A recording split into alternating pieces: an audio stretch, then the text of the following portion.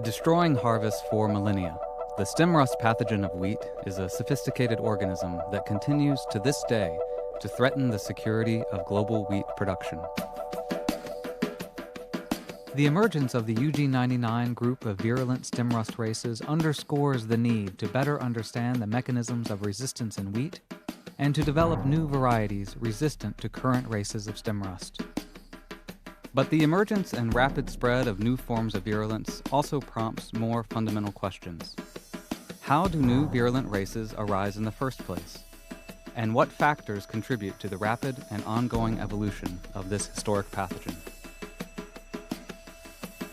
Stem rust of wheat is named for the powdery, reddish-brown, rusty-colored blisters or pustules that develop on the stems and leaves of susceptible wheat lines grown under conditions conducive to infection.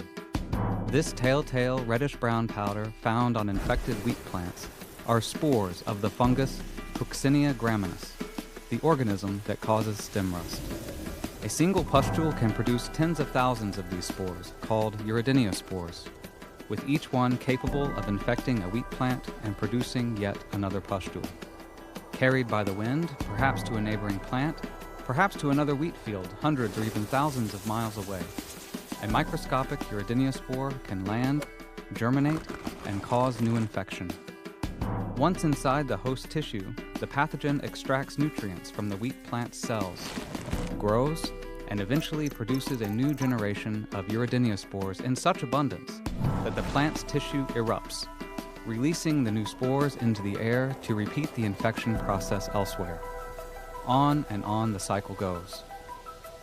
With roughly 2 weeks from infection to sporulation, this cycle of uridinospore multiplication can rapidly produce epidemic levels of disease.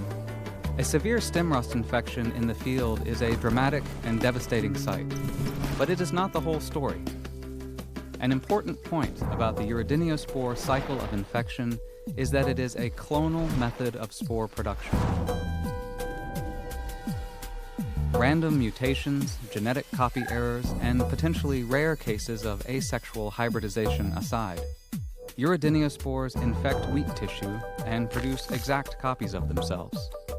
For a highly virulent race of stem rust like UG99, it is this cyclical process of spore multiplication that causes epidemic levels of disease within a season and necessitates the development and deployment of resistant wheat varieties. What a perfectly clonal cycle does not explain fully is the emergence of new virulent races. For this, it is instructive to shift our attention away from the wheat host plant and to continue to follow the pathogen. As the growing season comes to an end and wheat plants begin to set seed, senesce, and die, the stem rust pathogen does something remarkable. Instead of producing more uridinospores, it begins to produce black overwintering spores called teleospores. Although teleospores cannot infect wheat, they are important for 2 reasons. First, they can survive in a dormant state on dead wheat stubble, something the more sensitive uridinospores cannot do. And second, it is in the teleospore stage that the 2 haploid nuclei fuse together, the first step toward creating new genetic variation and possibly new virulence. A period of cold temperatures is part of the environmental requirement to break the dormancy of a teleospore, at which point it can germinate and produce through meiosis haploid spores called basidiospores. Incredibly, these basidiospores infect not wheat, but certain species of the completely unrelated woody perennial plant genus Berberis, or barberry. Transported by the wind to barberry plants near wheat fields, basidiospores can germinate, infect, and create blisters called spermagonia on the upper surface of barberry leaves.